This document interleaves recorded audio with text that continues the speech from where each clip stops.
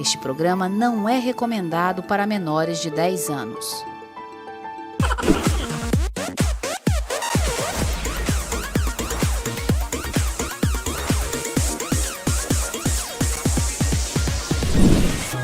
Bom dia! Seja bem-vinda, bem-vindo a mais um Stories na TV. Aqui é a mentora Glória e no nosso programa você acompanha todos os assuntos ligados à espiritualidade, autoconhecimento e ferramentas que vão ajudar no seu dia a dia para você viver cada vez melhor. Nos encontramos aqui todas as manhãs para levar os melhores conteúdos para você e o nosso programa hoje está daquele jeito que você ama.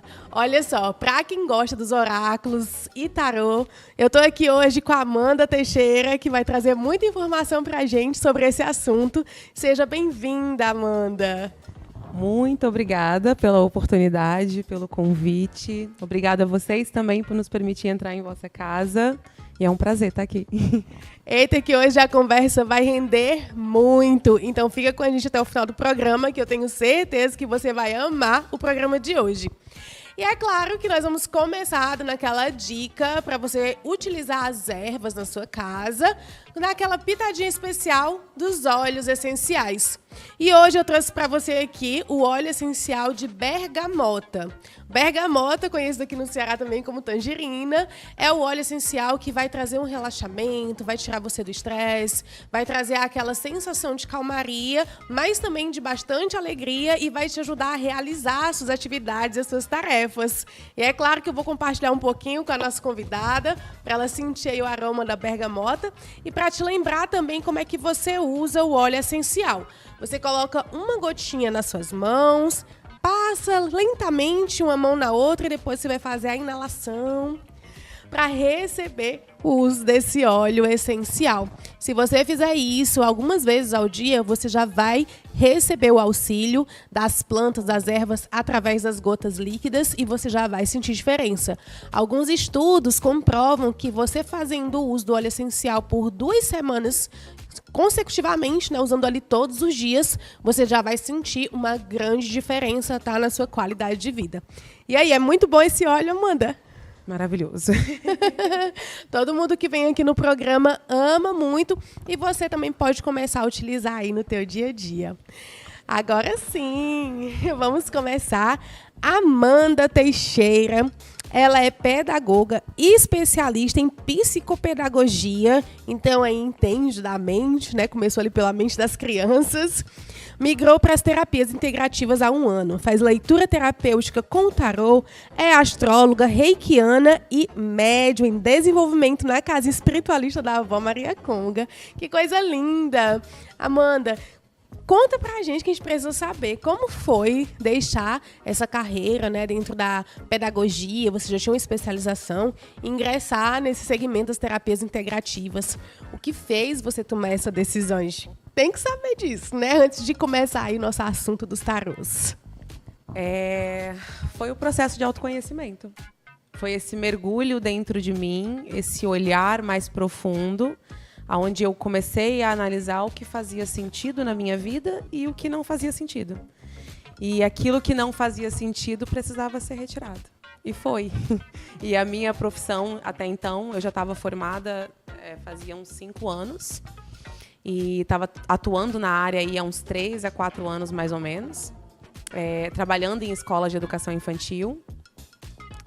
E quando eu fiz essa decisão de migrar e de sair, foi muito acolhendo esse sentimento de que tinha algo novo ali que eu gostaria de conhecer, que eu gostaria de explorar. E eu me permiti fazer isso nas diversas áreas que a gente tem à nossa volta, né? Na área afetiva, na área religiosa, na área profissional. E aí eu fui conhecendo e percebendo o que fazia sentido para essa nova versão minha que eu estava conhecendo. Quando a gente fala assim em nova versão, para algumas pessoas pode ser algo bem assustador e para outras é uma busca, né? O que você considera ser essa nova versão, né? Encontrar essa sua melhor versão. O que você pode dizer para quem está em casa, que está perdida, que está tentando se encontrar, o que seria esse processo de autoconhecimento? Eu acredito que boa parte da nossa vida a gente passa vestindo uma máscara social. Nós somos não só a média das 5 pessoas que mais convivemos, mas nós somos a construção social onde a gente é inserido. Então, por muito tempo, nós não temos opção a não sermos aquilo que nos dizem que é o melhor para a gente ser.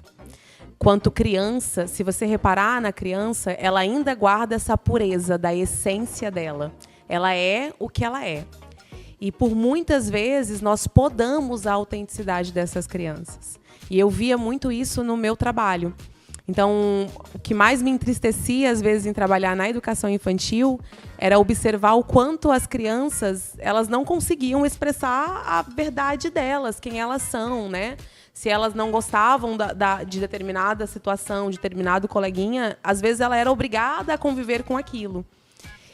E faz sentido porque existe uma educação social sendo feita, mas existe um risco muito grande, porque dentro dessa educação social a gente acaba podando até mesmo esse processo de autenticidade do ser. E aí nós vamos sendo construídos mediante o vínculo que nós temos ali. Então nós somos referência, nós usamos como referência de construção os nossos pais, nós usamos como referência de construção os nossos amigos, a cultura ao qual a gente está inserido. E aí nós passamos, às vezes, a vida inteira sem se permitir descobrir quem nós somos para além desses vínculos sociais. E o processo de autoconhecimento é quando você começa a se desvincular dessas máscaras que são colocadas e a se conhecer de fato como fora desse vínculo que é ali que eu estou inserida. Eu tive uma conversa com meu pai essa semana muito interessante, porque eu venho de uma cidade pequenininha, de 220 mil habitantes. E aí eu vivi lá a minha vida inteira, morei em outros lugares, tive a oportunidade de viajar e de conhecer outros lugares, mas nunca por um tempo tão longo quanto o tempo que eu estou aqui em Fortaleza. E aí quando eu vim para cá, foi aonde teve esse boom na minha vida e esse processo começou a acontecer.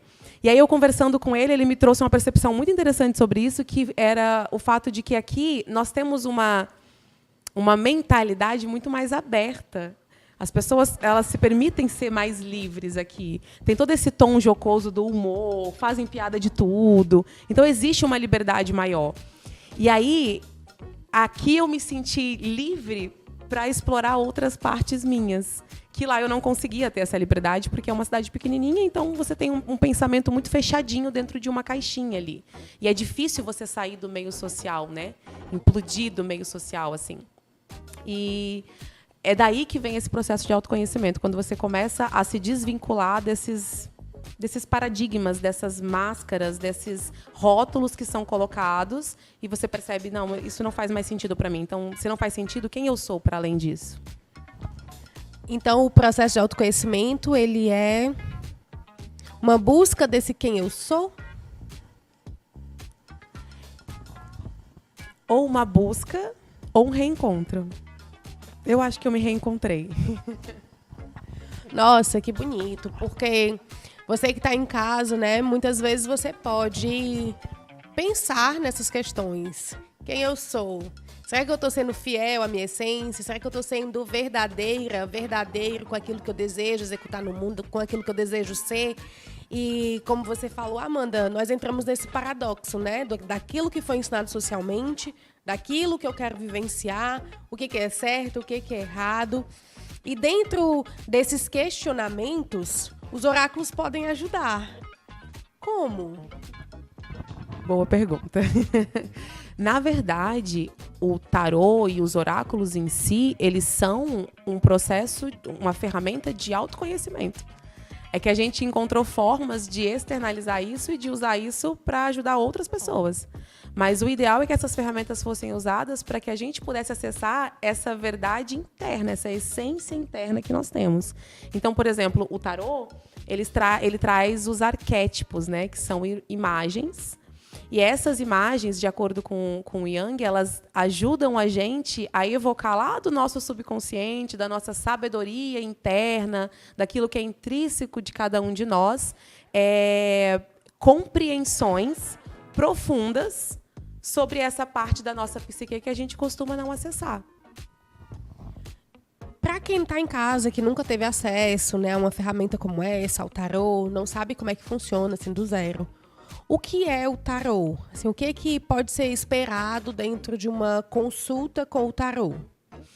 O tarô ele é uma ferramenta milenar, ele é usado há muito tempo. Na verdade, a gente tem registros não do tarô em si, mas de sacerdotisas que faziam esse tipo de consultas, e elas usavam diversos objetos como oráculos.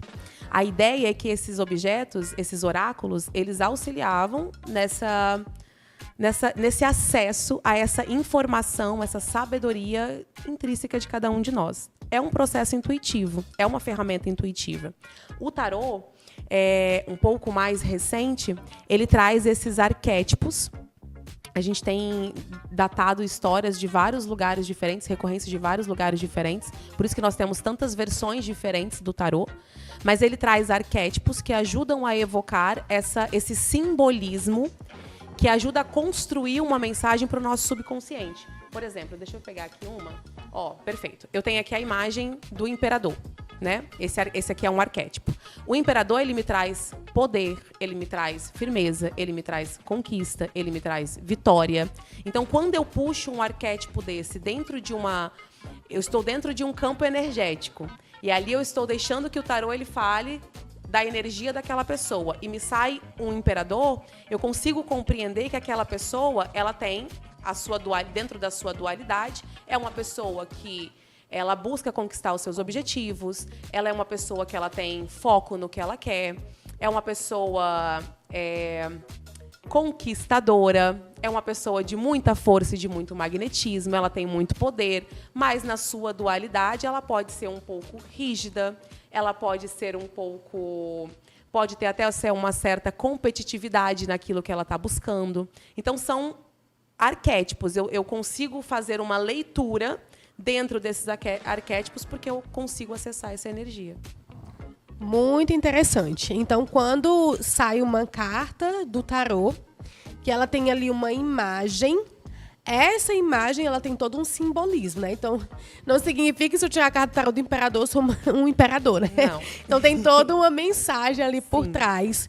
E essa mensagem, ela tem o lugar positivo e o lugar negativo, como você explicou pra gente. Quando uma pessoa pode buscar uma consulta com o tarô, normalmente, quando as pessoas lhe procuram, o que elas estão buscando? Como é que o tarô pode auxiliar? Em todas as áreas da sua vida, qualquer tipo de questionamento que você tiver, se for dentro do processo de autoconhecimento, é ainda mais eficaz, porque ele ajuda a você, quando é sobre você mesmo e é você que está buscando essas respostas, é muito mais assertivo. Pode ser utilizado para outras energias, para eu descobrir sobre situações de outras pessoas. Existe hoje um problema nas leituras dos oráculos, é que eles são utilizados para a percepção do futuro. Isso é um equívoco muito grande, porque o futuro está sempre em construção. Então, sempre que eu vou fazer uma leitura, eu digo isso para as pessoas. O futuro ele não é definido. E o tarô ele não prevê o futuro. O que a gente pode fazer é, dentro dos pensamentos, sentimentos e os hábitos que você está cultivando hoje, o que pode vir a acontecer aí até, no máximo, uns 3 meses. Se você mudar qualquer uma dessas coisas, seus pensamentos, os seus sentimentos, enfim, as suas ações, isso muda. E aí você precisaria fazer uma nova leitura. Então, a ideia é que, ainda que você esteja procurando sobre o futuro, compreenda que ele é mutável o tempo todo. Então, o tarô ele ajuda muito nesse processo de autoconhecimento. Ele ajuda muito nesse processo de, se existe um padrão na minha vida que eu estou repetindo e eu não estou conseguindo enxergar essa repetição de padrão e de ciclo, eu posso utilizar o tarô como uma forma afastada de olhar aquilo, como acontece também na constelação familiar. Eu estou olhando para aquela situação do lado de fora. E o tarô me permite isso, porque ali na mesa eu consigo construir toda a história e eu consigo entender, através da pergunta certa, o que eu estou fazendo, por que aquilo está se repetindo, por que isso acontece comigo, quais são as crenças que eu estou trazendo, da onde que vêm essas crenças. Então, se ele for utilizado dessa forma profunda de autopercepção e de melhora, de reforma íntima, com certeza ele vai ser mais eficaz. Muito interessante você trazer esse aspecto do futuro, porque muitas pessoas vão atrás das cartas para fazer uma pergunta sobre esse futuro, né? Será que eu vou casar com fulano? Será que o mundo vai entrar em guerra? Inclusive, muitos tarólogos são famosos porque fazem previsões, e eu particularmente não gosto, porque existem previsões muito assertivas, mas como você disse, né? Isso pode ou não acontecer e vem de vários fatores. Inclusive, eu acredito que isso tira um pouco a credibilidade do tarô. Porque se um tarólogo ele chega, faz uma previsão, e aquela previsão não acontece, aí algumas pessoas vão dizer, era charlatanismo, isso não presta, isso não existe. O que você acha sobre isso, né? Porque é uma terapia maravilhosa, é uma ferramenta de autoconhecimento maravilhosa, mas muitas pessoas ainda têm muitas barreiras devido a esse tipo de acontecimento, dessas adivinhações. O lado positivo é que a gente acaba popularizando uma ferramenta que é maravilhosa e que pode trazer muito crescimento e muita expansão. O lado negativo disso é isso que você falou. A gente acaba colocando isso dentro de uma linhazinha muito tênue, uma caixinha muito perigosa, que é a descredibilidade da ferramenta que está sendo utilizada, porque está sendo utilizada para aquilo ali. Eu lembro que na época das eleições de 2017 e 2018, foi uma das eleições que foi um ápice no nosso país, né? E aí houveram tarólogos de todos os lados trazendo informações sobre quem ganharia. E, de fato, não quer dizer que a oposição talvez não pudesse ter ganhado. Mas o que aconteceu ali naquele percurso mudou completamente o rumo da história. Então, é um cuidado muito grande esse de tentar prever o futuro. Mas compreende-se quando a gente tenta trazer isso como forma de popularizar essa ferramenta. Eu acho que isso acontece com todos os oráculos, não só com o tarô. Essa tentativa de levar isso para as pessoas, fazer com que as pessoas aceitem ou acessem isso com mais facilidade e tal. Mas o linear, a linhazinha ela é muito tênue, assim, então acaba sendo um risco muito grande. Eu não gosto de usar tarô para prever futuro, embora eu sei que eu possa fazer, mas deixando claro que é responsabilidade da pessoa o futuro dela. Então, se ela não estiver feliz com o resultado daquela leitura, ela tem total responsabilidade e capacidade de mudar aquela história.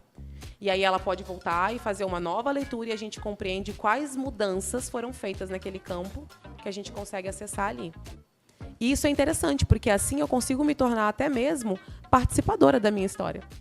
Porque se eu chego lá e eu construo, eu estou vendo que ali naquela mesa saiu uma realidade que eu não gosto, o que eu posso mudar? O que eu preciso mudar? Qual é a nova energia que eu preciso trazer para cá para que essa situação aqui ela não aconteça dessa forma?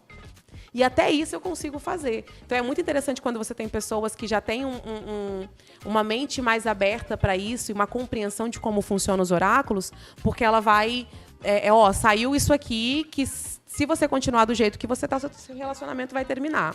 Eu não quero terminar meu relacionamento, eu quero permanecer nesse relacionamento. Pois o que a gente pode mudar aqui? O que eu preciso fazer? E aí a pessoa ali, ela começa a entender que ela também é responsável pela construção da história que ela está vivendo. Interessante.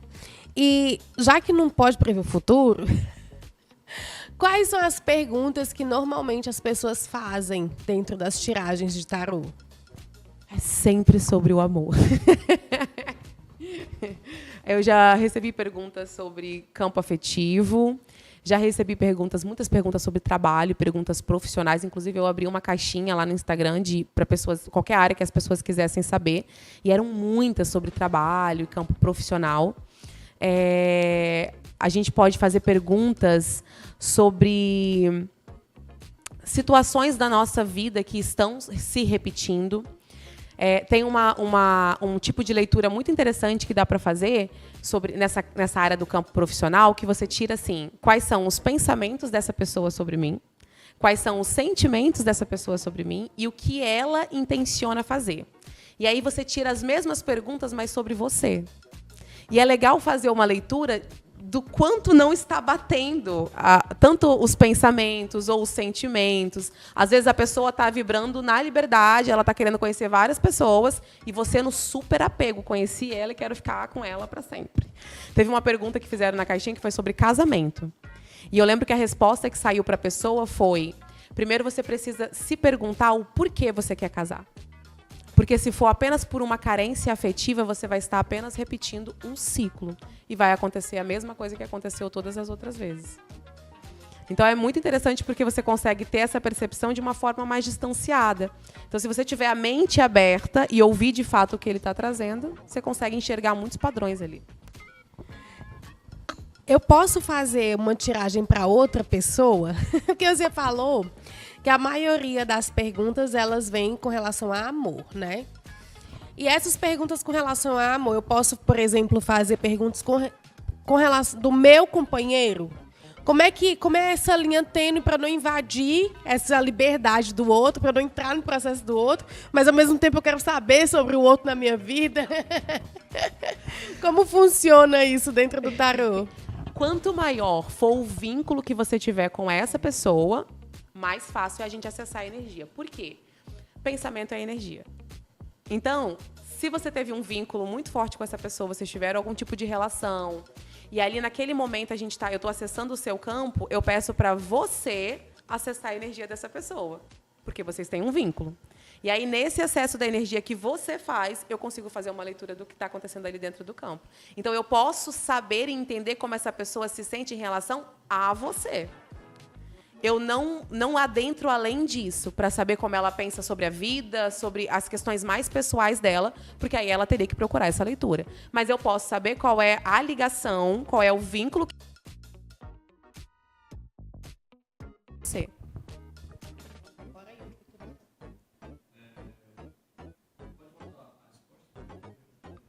Posso, claro. Tá bom. Essa é a mesma resposta, né?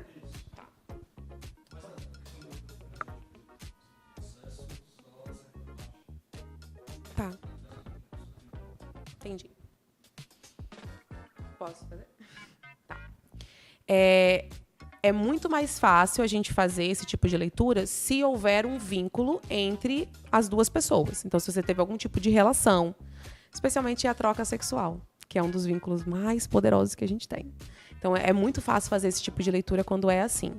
Mas o que eu consigo ver ali dentro do campo é a relação da pessoa com o consulente que está fazendo a pergunta. Então, eu posso identificar ali quais são os sentimentos, pensamentos, percepções dela em relação a você e à história de vocês. Para além disso, para a situação pessoal da pessoa, eu precisaria que ela estivesse ali dando permissão para acessar. Uma coisa que é muito interessante é que eu sempre faço essa leitura pedindo licença à espiritualidade da pessoa. A egrégora espiritual que a acompanha, independente, né, da pessoa ter essa relação espiritualista ou não, mas eu sempre peço essa permissão. E aí, algumas vezes, existem guias que não me dão permissão.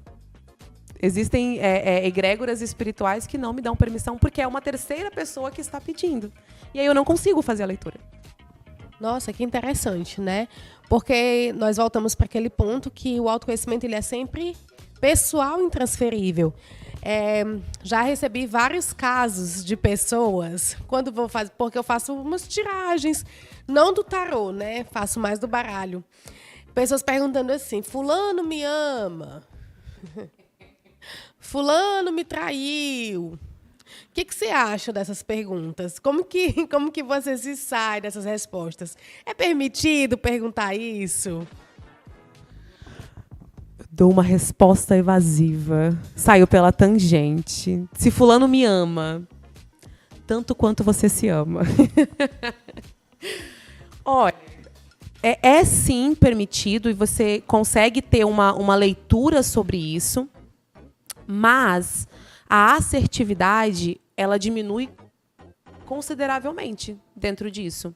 Por quê? Eu posso identificar o sentimento de alguém por você através da energia que está saindo ali. Eu posso identificar qual é a energia que aquela pessoa emana sobre você. Mas, dentro dessa energia que ela emana, existem tantas outras coisas. A maneira como ela se sente sobre você é totalmente relacionado a ela. Então, envolve as crenças que ela possui, qual é a visão que ela tem de amor, ainda que ela pode até sair ali uma carta que me diz, uma energia que me fala que ela te ama. Mas qual é a leitura que essa pessoa faz de amor? O que ela entende como amor? E o que você entende como amor? E aí, o que você enxerga como amor de fato é o que ela está emanando sobre você?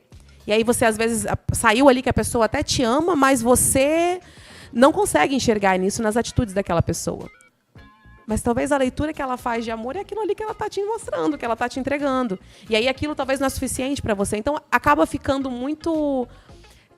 A gente não consegue fazer uma leitura assertiva sobre isso. Eu posso fazer esse tipo de leitura, mas é muito raso. Eu não consigo ter a profundidade que o tarô, de fato, ele consegue me trazer. Interessantíssimo! E como você que está aí em casa sabe, você pode fazer perguntas para os nossos convidados. Basta você acompanhar o Stories na TV lá no Instagram, que a gente solta no decorrer da semana, qual é a temática dos próximos programas, e você pode deixar lá a sua pergunta. Inclusive, você que ainda não segue o nosso perfil, já vai lá no Instagram e segue @Stories na TV. Aproveita e clica lá no link da bio, que vai direto para o nosso canal do YouTube, porque lá tem todo o nosso acervo, todos os nossos programas, que você pode ver pelas temáticas, tá? E aqui eu separei 3 perguntas que fizeram, né, acerca do tarô, para que você possa responder para a gente, tá, Amanda? Primeira pergunta. Acaba que é quase o que a gente falou agora. Posso fazer uma tiragem para saber se minha relação vai dar certo? Pode. A gente está falando de uma relação. Que tipo de relação é essa? Você saiu uma vez com o boy? E aí vocês não tiveram nada? E aí você quer saber se vai dar certo? É complicado. Mas se você tem uma relação aí de 2, 3 anos com a pessoa e você quer saber se tem caminho, se vai dar certo, se tem, né? É possível, sim, até porque envolve a sua história pessoal de vida. Naquele momento você está envolvida naquela relação. Então, sim, pode sim. E lembrando que o que vai sair ali, a gente pode fazer até uma leitura dentro dos 3 meses, o que vai sair ali, se você não estiver satisfeita com aquilo ali, você pode mudar aquilo ali. Então, você pode perguntar, dentro dessa tiragem geral, eu posso fazer perguntas específicas. Como é que eu posso reverter esse quadro? Como é que eu posso me conectar mais profundamente com o meu parceiro? Por que o meu parceiro... Por que eu sinto que o meu parceiro ele não consegue... O que ele me entrega não está sendo suficiente para mim ali naquele momento. E aí a gente vai identificar quais são as crenças que estão ali subconscientes, que estão vindo para o relacionamento e que estão dificultando tanto a relação de vocês. Então é possível, sim, e o tarô é uma ferramenta terapêutica que pode ajudar muito nesse processo. Segunda pergunta. Qual a diferença do tarô para o baralho? Isso é muito legal. Eu vi um vídeo muito bacana. O baralho, ele é muito mais objetivo na resposta dele. O tarô, ele é subjetivo. Então, o tarô, ele vai fazer toda uma história, ele conta uma história, ele vai te levar lá para dentro do seu subconsciente para você entender padrões, evocando arquétipos do subconsciente. O baralho cigano, ele é totalmente objetivo. Então, eu vi um videozinho que as meninas estavam perguntando, o gatinho dela estava passando muito mal, vomitando. E elas perguntaram pro baralho cigano por que ele estava doente. E saiu a carta dos lírios. E elas perceberam que, de fato, ele estava comendo um lírio que tinha lá, a plantinha. Então, ele, de fato, ele é muito objetivo nas respostas dele. Então, se você perguntar ali, eu estou sendo traída? A resposta vai ser uma cobra. Traição. Ponto.